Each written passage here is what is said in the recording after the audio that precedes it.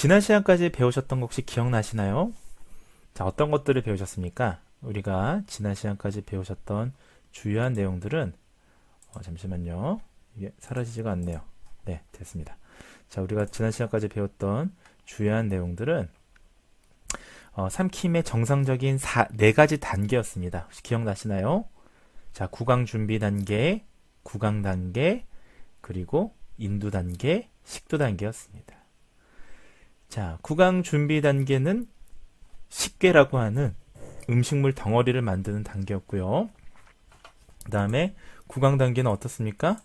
자, 구강 단계는 음식물을 이동시키는 단계인데, 음식 덩이를 이동시키는 단계인데 어디까지 이동시킨다고요? 바로 전구개알까지 이동시켰습니다. 그리고 음식물이 전구개알에 닿게 되면 반사적인 단계인 인두삼킴이라는 반사적인 단계가 이루어지는데요. 자, 반사적인 단계인 인두 단계가 되고, 이때 비강과 기도를 막아줘야겠죠. 그래서 비강을 막아주는 것이 연인두 폐쇄, 그러니까 영구계와 인두가 같이 폐쇄하는 것이었고요. 기도를 막아주는 것은 후두의 3단계 폐쇄. 네, 진가후 기억나시죠? 진성대, 가성대, 후두 폐쇄, 후두 덮개의 3단계 폐쇄 과정으로 이것을 막아줬습니다. 자, 그렇다면 오늘 배우실 내용들은 삼킴의 근육과 뇌신경의 상호작용들입니다. 우리가 지난 시간에 여러 가지 해부 생리적인 작용들을 배우셨는데, 자, 우리 인체의 모든 움직임은 무엇이 담당합니까? 네, 이른바 신경적인 작용이죠.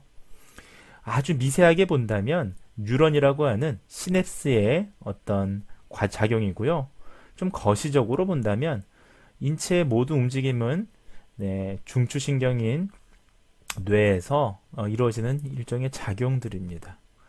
자, 그리고 말초신경이 뇌신경까지 이루어지는 하나의 작용들이죠. 자, 이런 근육과 뇌신경의 상호작용을, 관련성을 이해한다는 것은 재활에 있어서 매우 중요한 그런 치료의 첫 걸음이라고 저는 생각이 듭니다. 자, 우리가 신경원 장애를 포함해서 우리가 이런 삼킴 장애에 있어서도 사실 인과관계가 뚜렷한 과학적인 학문이기 때문에 근육과 뇌신경의 작용을 잘 이해하셔야 실은 치료도 적절하게 잘 진행할 수가 있는 것입니다. 자, 다음으로 오늘 수업에서는 신경학적 삼킴 조절에 대해서 좀 배우도록 하겠습니다. 자, 그리고 마지막으로 여러분들이 좀 가장 관심 있게 보셔야 될 건 나이에 따른 삼킴의 변화, 이른바 노화입니다. 저도 삼킴 장애에 관련돼서 좀 연구들을 많이 관심 있게 진행을 하고 있는데요. 사실 최근에 많은 연구자들은 이제 고령화 사회가 접어들다 보니까 연구의 관심 토픽이 노화로 많이 좁혀지고 있는 상태입니다. 장애도 물론 많이 다뤄야겠지만 이 사람의 수명이 늘어나면서요, 그런 어떤 평균치라고 하는 게 이제는 정상 성인의 기준으로만 할 수가 없는 겁니다. 자, 노인이 되면서 점점 삼킴의 속도라든지 이런 것이 늦어지게 되고요. 네, 그러다 보니까 우리가 정상 노화 과정에서의 삼킴 속도와 비정상적인 삼킴을 구분해야겠죠. 그러려면 우리는 나이에 따른 삼킴의 변화 과정도 잘 알아야 된다는 겁니다. 그래서 오늘 여러분들은 이와 같은 내용들을 저와 함께 학습하시겠습니다. 자, 먼저 구강 준비 단계와 구강 단계에 대해서 좀 학습을 하시겠습니다. 안타깝게도 이게 좀 잘려 있는데요. 자, 안면신경, 우리가 구강 준비 단계와 구강 단계 각각 작용하는 신경들을 지금부터 좀 말씀을 드리려고 하는데요. 제일 먼저 구강 준비 단계와 구강 단계에 작용하는 뇌신경 중 하나는 안면신경입니다. 자, 안치련이라고 저는 외웠다고 말씀드렸죠. HOT 강타의 이름이 안치련이었습니다. 요즘 여러분들이 이제 저 시대와 또 점점 달라지니까요. 여러분들이 좋아하는 아이돌이 있으면 좀 같이 연관해서 외우시면, 제가 사실은 치매를 전공했었는데 잘 기억하는 방법 중에 하나가 스토리 있게 기억하는 겁니다. 자, 저는 HOT 안치련으로 공부했습니다. 그래서 7번 안면신경이 우리가 제일 먼저 관여하는데, 자, 대표적인 근육들이 여기 나와 있습니다. 자, 여러분들 한번 쭉 보시고요. 자, 이 중에서는 입둘레근 이런 게 좀 중요합니다. 자, 입둘레근은 우리가 조음기관에서도 중요한데 우리가 입둘레근, 입술을 잘 오물릴 수 있고 열고 내밀고 뒤집고 비틀 수 있는 게 다 입둘레근 때문이거든요. 이런 게 잘 돼야 실은 구강 압력을 잘 형성시킬 수 있고 음식물이 삐져나오지 않을 수 있게 그렇게 만드는 것들이죠. 나머지는 한번 쭉 보시기 바랍니다. 자, 몇몇 개 지금부터 좀 말씀을 드릴게요. 첫 번째 볼근입니다. 볼근은요, 음식이 치아를 가로질러서 움직일 때 입술을 다물게 해서 볼을 평평하게 하고 입술을 다물게 하죠. 자, 여기 지금 볼근이 나와 있습니다. 뺨에. 자, 근데 입술을 다물게 한다라는 점에서 자, 삼킴할 때 어떻냐? 입술의 움직임에 관여를 하죠. 자, 이 볼근이 잘 움직여져야 입술도 잘 다물 수가 있는 것입니다. 자, 우리 저기 배트맨 영화 보시면 조커 있죠, 조커. 이렇게 입술이 볼근까지 찢어져 있잖아요. 찢어져 있으니까 이 사람 어떻습니까? 입술 못 다물고 이렇게 웃고 있죠, 항상. 웃는 상이죠, 웃는 상. 예, 웃는 상인데 그 예쁘게 웃는 상이 아니라 아주 괴기스럽게 웃는 상이죠. 왜 그렇습니까? 볼근이 찢어져 있으니까. 예, 그렇습니다. 자, 그 다음에 3차 신경입니다. 자, 3차 신경 3호 씹어. 네, 5번 신경이죠. 3 곱하기 5는 씹어. 3차 신경은 5번 신경, 씹는 신경이다. 자, 갑자기 지금 동영상 주차부터 여시는 분들이 지금 무슨 얘기하나 싶을 텐데요. 예, 신경 부분을 제가 이제 나름대로 제가 박사과정을 의대에서 공부했거든요. 그래서 의대 분들은 굉장히 공부를 해부학적인 걸 굉장히 많이 합니다. 그래서 나름대로 스토리 있게 이렇게 공부를 하는 게 좋죠. 그래서 저는 이렇게 공부했습니다. 자, 씹기 동작을 위한 주요 근육들을 지배하는 게 3차 신경입니다. 자, 씹기의 주요 근육들이 뭐 교근, 관자근, 뭐 날개근, 자, 이런 것들이 있는데요. 자, 한번 보시면 되겠습니다. 네, 자, 관자근 여기 있는 거고요. 자, 여기 내측 날개근, 교근 이렇게 있습니다. 자, 그 다음에 설화신경입니다. 자, 설화신경은 자, 여러분들 구강 준비 단계에서 음식을 씹기 위해서 설하신경. 자, 여러분들 이름에 벌써 답이 나와 있는데요. 자, 혀와 아래턱, 혀의 내재근 이런 것들을 지배하는 게 설화신경입니다. 자, 혀의 내재근을 지배한다. 자, 모양을 만들어 주는 거죠. 자, 그래서 여기 내재근이 4개가 있고 외재근이 4개가 있다고 말씀을 드렸잖아요. 자, 그래서 자, 요런 형태들을 자, 설화신경이 담당한다 정도만 아시면 되겠습니다. 자, 지금 중요한 게 여러분들이 각각 근육들이 뭐가 담당하느냐도 중요하지만 어떤 신경들이 어떤 단계에서 지금 작용한다를 먼저 아셔야 돼요. 자, 그래서 지금 구강 준비 단계나 구강 단계에서는 안면신경, 3차 신경, 설화신경이 각각 담당하더라라는 걸 1차적으로 아셔야 되는 겁니다. 자, 다음으로 인두 단계입니다. 자, 우리가 인두 단계 여기 나와 있지는 않지만 인두 단계 특징은 뭡니까? 예, 실제적으로는 불수의적인 단계. 그러니까 반사적인 단계죠. 그래서 우리가 인두 삼킴이라는 표현이 반사적인 삼킴이다라고 보시면 되겠습니다. 자, 비강인도에서 5개의 근육들이 영국의 또는 근육성 입천장의 위치를 정합니다. 그래서 여러분들 영국의 올림근, 내림근 이런 것들 아마 그 언어치료사 시험 같은 거 공부하실 때 많이 공부하셨던 걸로 기억이 납니다. 그래서 여기 보시면 제가 길게 말씀드리진 않겠습니다. 입천장 올림근이 있고요. 긴장근, 혀근, 인두근, 목젖까지도 있는데 사실 목젖도 근육이죠. 우블라라고 하는 목젖도 근육입니다. 자, 그래서 자, 이렇게 관여되어 있는 것들이 있는데 자, 요거는 한번 여러분들이 관심 있게 좀 보시기 바랍니다. 자, 어쨌든 인두 단계에서는 이러한 근육들이 중요합니다. 영구계를 올리거나 하는 데 있어서 중요하죠. 자, 그 다음에 턱 아래는요, 설골과 연결돼서 후두의 움직임을 도와주는 설골 상근이 있습니다. 자, 설화신경, 3차 신경, 안면신경이라고 하는 이러한 신경들이 자, 설골 상근을 지배하고 있습니다. 자, 이런 것들 사실 우리가 후두 외부 근육이라고 얘기하는데요. 자, 각각의 역할들이 이렇게 나와 있으니까 자, 대부분 설골에 부착이 되어 있죠. 사실은 우리가 이 연골, 후두는 사실은 고정된 구조입니다만은 이것이 고정될 수 있는 게 이 뼈가 있기 때문이에요. 이 설골이라는 뼈에 이 부착점이 돼서 각각 근육들이 움직여지는 거죠. 자, 그 다음에 미주신경과 부신경이 근육성 인두를 지배합니다. 이런 건 핵심적인 걸 좀 아셔야 돼요. 우리가 이 사실은 그 해부학을 여러분들이 공부하실 때 좀 잘못하시는 것 중에 하나가 너무 디테일하게 공부하신단 말이죠. 특히 이 언어 치료 하시는 분들이 여성분들이 많다 보니까 여성분들이 또 어떻게 공부하십니까? 네. 아주 세밀하게 공부를 또 하시지 않습니까? 미시적으로. 자, 그러다 보니까 이 해부학을 보시는 분들이 많이들 치를 떨게 되시고 언어 치료를 포기 직전까지 가시는 분들이 있는데 왜 우리가 반대로 한번 생각해 볼게요. 우리가 왜 이런 신경 언어 장애나 삼킴 장애나 이런 과학적인 학문에서 해부학을 깊게 다루나요? 네. 질병을 더 잘 이해하고 더 잘 치료하기 위함이잖아요. 더 잘 하기 위해서 하는 건데 여러분들이 너무 미세적으로 하다 보니까 어려워하는 거죠.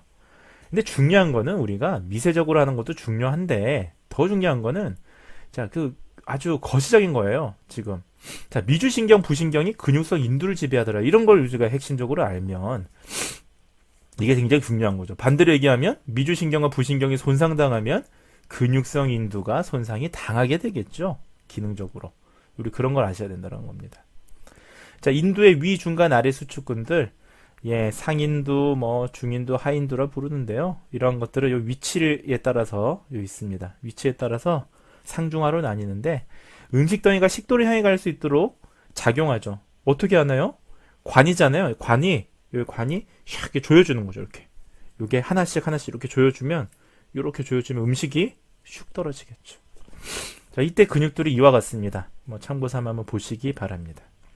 제가 중요한 건 정말 중요하다고 말씀을 드릴 테니까요.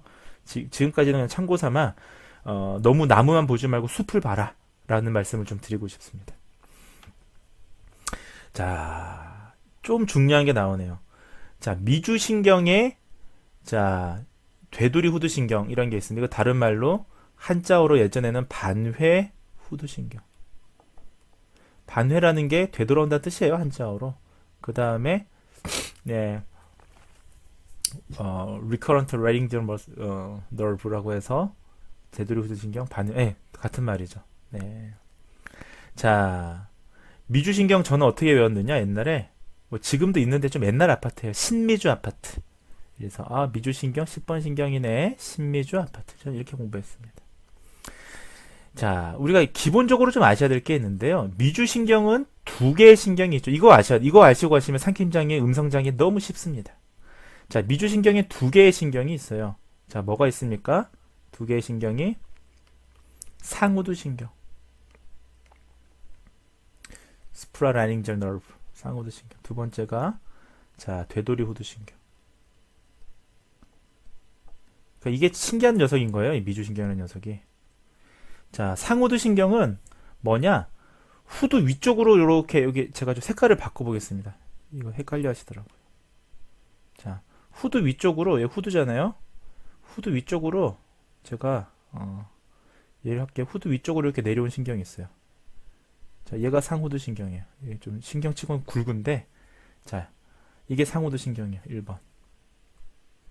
그 다음에 되돌이 후두 신경은 뭐냐? 네, 이 놈이 특이한 놈이에요. 되돌이 후두 신경. 노란색으로 할게요. 이렇게 있다가 하나는 내려오고 하나는 쭉 밑으로 가서 또아리를 틀어서 다시 들어옵니다. 이렇게. 2번 되돌이 후두. 그래 되돌이 후두 신경이에요. 자, 부메랑 사랑은 돌아오는 거야. 이렇게 돌아서 들어옵니다. 자, 어딜 또아리 트느냐?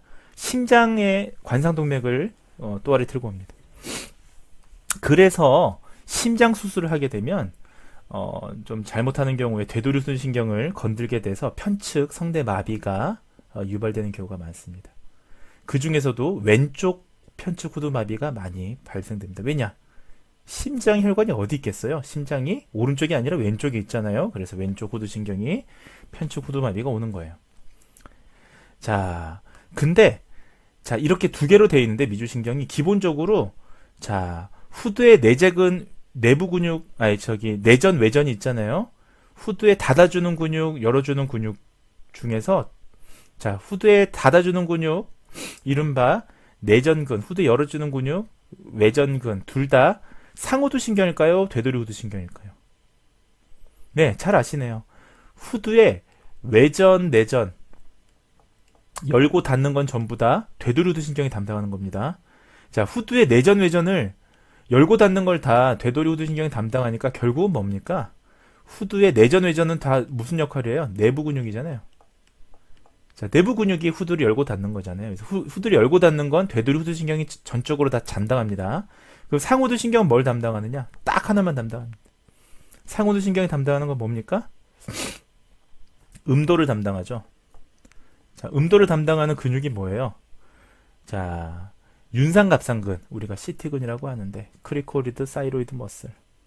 자, 윤상갑상근만 담당하는 게 상후두 신경이에요. 그러니까 다시 얘기하면 음도만 관여가 되고 나머지는 전부 다 내부 근육은 되돌이 후두 신경이 담당하고 있습니다. 일단 그걸 아시게 되면 이 내용이 어렵지가 않은 겁니다. 자, 그래서 여기 내부 근육이 있고 외부 근육이 있는데, 자, 이런 것들이 있더라. 자, 한번 쭉 보시기 바랍니다. 자, 중요한 건 미주신경의 되돌이 후두 신경이 후두의 내부 근육을 지배한다라는 거죠. 나머지 디테일한 건 여러분들이 해부학 시간에 좀 자세하게 배우시면 좋겠습니다. 그러니까 저는 여러분들에게 숲을 좀 보여드리고 싶어요. 자, 신경학적인 삼킴 조절에 대해서 지금부터 좀 말씀을 드리겠습니다. 여기서부터 조금 어려워요. 자, 우리가 중추신경에서 조절되는 삼킴 작용은 손해를 감싸고 있는 천막이라는 게 있습니다. 자, 천막을 텐토리얼이라는 건데요. 이것을 중심으로 천막 상부위, 네, 스프라 텐토리얼, 천막 상부위와 천막 하부위로 나눠집니다. 별거 아닙니다. 예, 이게 의선생님들이 좀 어려운 말 쓰려고, 자, 이것을 천막 3부위. 자, 천막 3부위는 쉽게 얘기하면 대뇌예요. 네, 세러브럼, 대뇌입니다.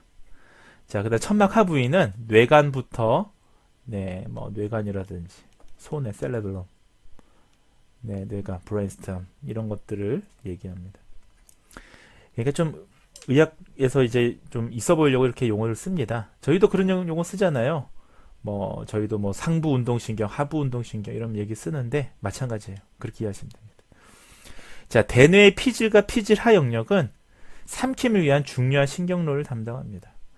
제가 왜 이게 중요하냐면 대뇌가 손상돼서 생기는 마비하고요, 뇌간이나 손해가 손상돼서 생기는 마비가 좀 되게 다르기 때문입니다. 서로가. 자, 그래서 뭐 자세한 거는 우리가 신경원 장애 때 좀 보시면 좋을 것 같습니다. 자, 대뇌 피질과 피질하 영역은 삼킴을 위한 중요한 신경로를 담당하게 됩니다. 자, 삼킴이 뇌 영역에 활성화되면서 일어나지 않습니까? 자, 특히나 뇌간을 손상당하면요, 굉장히 심각하게 삼킴 문제가 옵니다. 자, 여러분들이 아마 운동구호 장애 때 잘 배우셨을 텐데요. 뇌간을 손상당하면 weakness, 그러니까 근육이 약화되고요. 마비말장애로는 무슨 타입? 네, 플라시드. 네, 플래시드 타입. 예, 이완형 마비말장애가 나오잖아요. 자, 이게 뇌간이 담당하는 게 주로 인두단계, 식도단계 불수의적인 삼킴을 담당합니다. 자, 그래서 뇌간은 우리가 생명중추라고 하죠. 뇌간은 혈압을 조절하는 기능도 담당하고요. 자, 이런 반사적인 것들도 많이 담당하는데, 불수의적인 것들을 담당하는데, 뇌간이 인두단계, 식도단계 불수의적인 삼킴을 담당하니까 뇌간이 손상당하면 어떨까요? 네, 아주 심각한 식도단계의 문제, 인두단계의 문제를 가져옵니다. 그래서 이런 삼킴장애 재활할 때 사실 굉장히 어렵습니다. 아주 중한, 아주 severity, 아주 중증도가 심한 그런 환자들이 오게 되기 때문이죠. 자, 뇌간의 주요 위치를 보겠습니다. 자, 뇌 아래쪽에 위치하고 척수와 연결되어 있는 부분을 우리가 뇌간이라고 하죠. 자, 뇌줄기라는 뜻이에요. 뇌줄기. 자, 그래서 브레인 스텀이라고 합니다. 줄기를 우리가 스텀이라고 하죠. 자, 우리가 꽃을 한번 생각해 보세요. 자, 겨울철에 꽃이 이렇게, 나무라고 생각해 보십시오. 나무가 여름에는 울창하더라도 겨울 되면 어떻게 됩니까? 이파리가 다 떨어지더라도 줄기가 살아있으면 내년에 나무가 또 나지요. 예, 줄기란 이처럼 아주 생명의 아주 중요한 역할을 담당하는데요. 자, 이 뇌간은 중뇌교 연수로 구성이 되어 있습니다. 자, 뭐 주요 부위는 쭉쭉쭉 한번 보시면 되겠습니다. 자, 그 중에서 여기 피계라고 하는 부분 한번 보시면 좋겠습니다. 자, 그 다음에 뇌신경에 대해서 좀 말씀을 드리겠습니다. 사실 이런 부분들은 여러분들이 이미 뭐 개론이라든지 다른 수업 때 좀 수차례 들었던 내용들이기 때문에 여러분들 뭐 간단하게만 좀 말씀을 드리겠는데요. 자, 뭐 요걸만 좀 위주로 말씀을 드릴게요. 자, 구심신경, 원심신경을 우리가 나눌 수가 있는데, 네, 우리가 구심신경을 감각이라고 보시면 돼요. 감각. 구심. 자, 감각이니까 이거는 올림근이에요. 올림신경, 근이 아니라. 자, 원심은 뭡니까? 이거는 운동이에요, 운동. 자, 이것은 내림신경. 자, 이렇게 보시면 되는데, 자, 이게 감각하고 운동에 따라서 조금 지배되는 신경이 좀 다른데요. 일단 제가 운동만 좀 간단히 말씀을 드리겠습니다. 자, 3호, 15. 예, 3차, 씹는 거는 3차 신경. 자, 입술 조인 거는 안면신경. 네, 안치련, 7번 신경. 자, 12번 설화신경이 네, 혀를 담당하고요. 자, 9번 그 설인신경이 수축근들과 붓돌기 혈근을 담당합니다. 인두 쪽을 담당합니다. 자, 저 어떻게 외웠냐면 설인신경은 설경구라는 분 있죠? 설경구처럼 비슷하게 설인구. 네, 9번 신경, 설인신경이네. 이렇게 공부했습니다. 네, 근데 저 따라 공부하다가 괜히 또 저기 뭐 주관식 시험 쓰는데 예, 설인신경 써야 되는데 설인구 쓰시는 분들 꼭 계세요. 그러시면 안 됩니다. 자, 이렇게 외우기 쉽게 하려고 이렇게 얘기를 하는 거지. 여러분들이 이상하게 외우시는 분들이 꼭 한 분씩 계시더라고요. 자, 입천장, 인두, 후두. 자, 후두, 인두 이런 거는 미주신경이에요. 그래서 저는 신미주로 외웠습니다. 10번 신경, 미주신경. 이렇게 외웠습니다. 10도도 이렇게 지배하더라 라고 보시면 되겠습니다.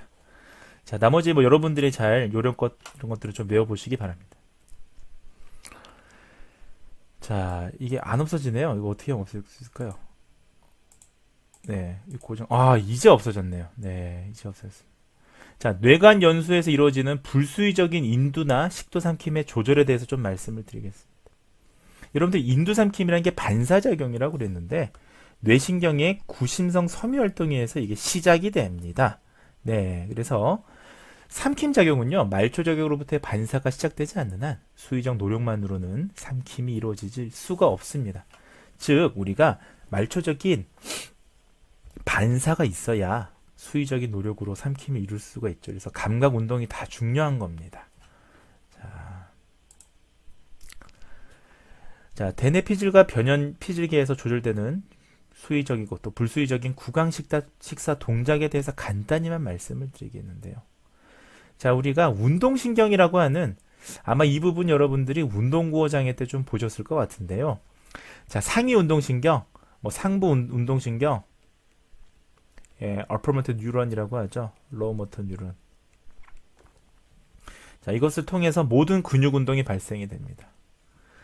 자, 그래서 상부 운동신경은 뭡니까?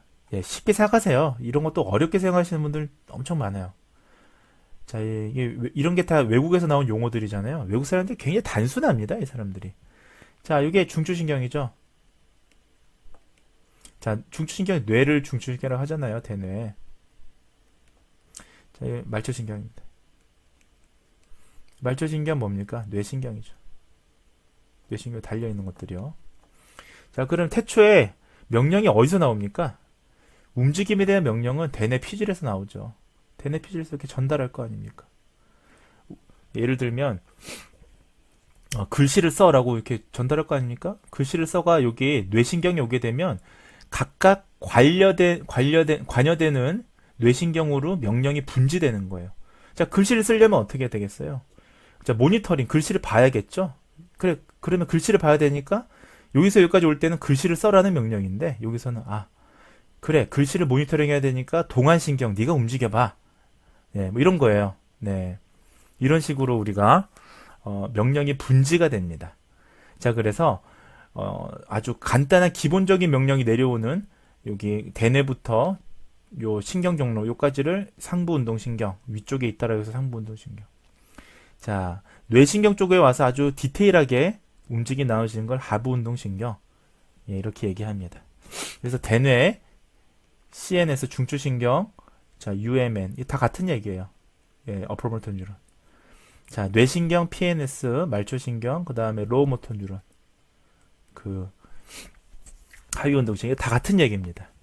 자, 삼킴이나 말하기, 안면과 같은 구강 근육들은요, 피질 척수로가 아니라 피질 연수로를 통해 전달되는데, 피질 척수로, 피질 연수로는 상위 운동신경의 일종의 그 트랙이에요. 트랙인데 이거 자세한 거는 좀 해부학 어떤 내용들을 좀 보시고 공부하시기 바랍니다. 자, 피질에서 연수까지 내려오는 피질 연수로는 대뇌 피질에서 뇌간으로 직접적으로 이렇게 연결이 되는데요. 연수에서 하위 운동신경하고 연결돼서 안면 구강 근육으로 도달됩니다. 그래서 이 피질 연수로라는 걸 통해서 삼킴이 관여되더라라는 내용들을 좀 핵심적으로 이해하시면 되겠습니다. 자, 자연스러운 삼킴이 일어나기 위해서는 적절한 근육만 활성되고요. 정확한 수축기관이 필요한데 이러한 것들을 손해하고 기저액이 담당합니다. 손해하고 기저액이 담당하는 건 결국은 신체 균형, 밸런스랑 아주 미세한 움직임이에요. 이런 것들을 담당하는데 자, 이 도식은 다음과 같습니다. 자, 네, 그래서 이렇게 움직임을 담당하더라라고 한번 보시기 바랍니다. 자, 영장류 등에서는 감각 세운동, 운동세피질이라는 게 있고요. 변연피질이라는 게 있는데 요거는 좀 제가 그냥 넘어가도록 하겠습니다. 이게 이제 물리치료나 작업치료에서는 굉장히 중요하게 다루는데 사실 언어치료에서는 이런 뭐 불수의적인 반사조절, 수의적인 조절에 대해서는 조금 디테일하게 배우지는 않으니까요. 저희가 시간 관계상 이걸 좀 넘어가도록 하겠습니다. 자, 오늘 배울 마지막 부분입니다. 여러분들이 이 부분을 잘 이해하시면 2주 동안의 정상 삼킴에 대한 해부 생리학적인 내용들을 잘 학습하시게 되는 겁니다. 자, 지금부터 말씀드릴 건 뭐냐 하면 나이에 따른 삼킴의 변화입니다. 노화죠, 노화. 자, 노화에 대해서 말씀을 드리도록 하겠습니다. 자, 먼저 영유아를 한번 보시죠. 아주 어린 갓난 애기들을 보시면 자, 먼저 어떤 특징들이 있느냐? 자, 이거 지금 유아의 해부학적인 이 그림이 나와 있는데요. 어떻습니까? 유아들은 일단 턱이 작죠. 덜 자랐죠. 그러니까 네, 볼하고 혀가 작은 구간을 가득 채우고 있어서 자동 빨기가 가능합니다. 가득 차 있습니다. 자, 설골과 후두가 성인보다 높게 위치되어 있어요. 설골과 후두가 저 키워드가 높다. 높다라는 건 뭡니까? 설골과 후두에 성인보다 높아서 요 틈이 적으니까 기도를 잘 보호할 수가 있어요. 음식물이 기도로 잘 넘어가지 않도록 잘 보호가 가능하죠. 후두덕기와 영구기가 가깝게 위치해서 젖을 혀의 기저부에서 식도까지 안전하게 통과가 가능합니다. 자, 이런 것도 우리가 좀 알아야겠죠. 안전하게 식사가 가능하죠. 자, 그 다음에 영유아의 인두삼키는 성인하고 비슷하게 됩니다. 자, 그런 우리가 내용들을 알아야 되겠습니다. 자, 반대로 이렇게 목이 뒤로 제쳐지게 되면 흡인의 위험이 높아요. 자, 그래서 그거는 소아의 삼킴장애 시간에 좀 자세하게 말씀을 드리도록 하겠습니다. 자, 노화에 따른 삼킴의 변화를 좀 말씀드리겠습니다. 자, 노인은요, 삼킴장애에 잠재적인 위험이 있는 집단입니다. 제가 그 서론에서 삼킴장애 고위험군에 대해서 연구했던 내용을 말씀을 드렸는데 우리나라 노인 같은 경우는 한 52%가 지역사회 노인이 삼킴장애 고위험 집단이었습니다. 아무래도 노인들은 신경 전달 속도가 좀 느리고요. 근육이 약화되기 때문에 삼킴장애 항상 위험에 노출되어 있는 집단이죠. 자, 각 단계별로 보면 어떤 노화가 있느냐? 구강 단계에서는 음식 덩이를 혀 밑에 담는 자세를 유지하려는 경향을 보입니다. 자, 정상 성인들은 보면 혀끝 물기 자세, 우리 기억나시죠? 티퍼 포지션. 자, 이런 게 위치가 잘 되는데 노인들 같은 경우는 음식 덩이를 입안 바닥에 물고 있으니까 구강에 잔유물이 더 많아요. 자, 노인분들이 아무래도 치아도 약하고 구강에 잔유물도 더 많습니다. 자, 인두 단계는 어떻습니까? 음식을 삼키고 난 후에 인두에 남아있는 음식의 양이 증가되는 경향이 있습니다. 자, 인두에 남아있는 음식의 양이 증가된다. 이거 뭔가요? 흡인이나 침습의 위험이 높다라는 거죠. 흡인이나 침습의 위험이 높습니다. 자, 식도 단계에서는 노화가 되면요, 식도의 움직임이 느려졌고 기능이 쇠퇴하면서 소화 기능도 좀 퇴화가 되죠. 그러니까 슬픈 일입니다만 저를 포함해서 여러분들 모두가 다 겪는 그런 노화 과정이 되겠습니다. 자, 그러다 보니까 역시 식도에도 남는 음식의 양이 증가합니다. 결론적으로 구강, 인도, 식도 단계 모두 다 뭔가 잔여물들이 많이 남는다는 거죠. 네. 뿐만 아니라 음식 덩이를 이동시키는 시간도 다 지연이 됩니다. 그래서 최근에 노인들, 정상 성인들이 그 음식 덩이를 이동하는 시간, 특히 인도 단계의 음식 덩이가 이동하는 시간들이 어떤지에 대한 연구들이 근래까지 많이 이루어져 왔고요. 최근에는 또 노인들 이제 고령화 시대가 되니까요. 또 우리가 노인들 중에서도 다 똑같은 노인이 아닙니다. 고령 노인, 연소 노인 그렇게 해서 예를 들면 65세부터 75세까지의 노인들, 75세부터 더 나이 많은 노인들, 100세 이상의 노인들을 대상으로 했을 때 각각의 이런 시간들이 유의미하게 차이가 있느냐, 이런 것들도 연구들이 많이 있어 왔는데요. 어쨌든 젊은 성인들과 비교했을 때 음식에 잔여물도 많이 남지만 이동 시간도 지연돼서 그러다 보면 삼킴 문제가 초래될 가능성이 높은 거죠. 자, 그렇게 노화를 이해하시면 더 좋을 것 같습니다. 사실 제가 시간이 나면 이 삼킴장애 가이드라인이 그 심혈관 센터에서 발간된 게 있습니다. 그래서 그걸 좀 보여드리고 삼킴장애 결과를 좀 보여드리려고 했는데 우리가 온라인 수업에서는 굳이 이거를 좀 보여드릴 시간이 없어서 좀 넘어가도록 하겠습니다. 자, 우리가 이번 주는 좀 지난주에 비해서 조금 짧게 우리가 수업이 진행이 됐는데요. 자, 여러분들 어떻습니까?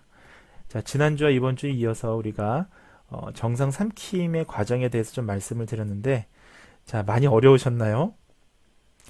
처음 접하시는 분들 삼킴장이 굉장히 어렵더라고 거부감 많이 느끼시는데 그렇지 않습니다. 실제 또 임상에 나가시게 되면 삼킴장애만큼 원인 결과가 뚜렷하고 굉장히 과학적인 또 오히려 절차가 있는 매뉴얼이 있는 이 언어치료 의사소통장애 영역이 잘 없거든요. 자, 그래서 오히려 치료에는 이렇게 열심히 알아두시면 치료에는 훨씬 더 수월합니다. 자, 여러분들 어쨌든 경청해 주셔서 너무 감사하고요. 자, 이어서 다음 시간에 또 뵙도록 하겠습니다. 여러분들 경청해 주셔서 감사합니다.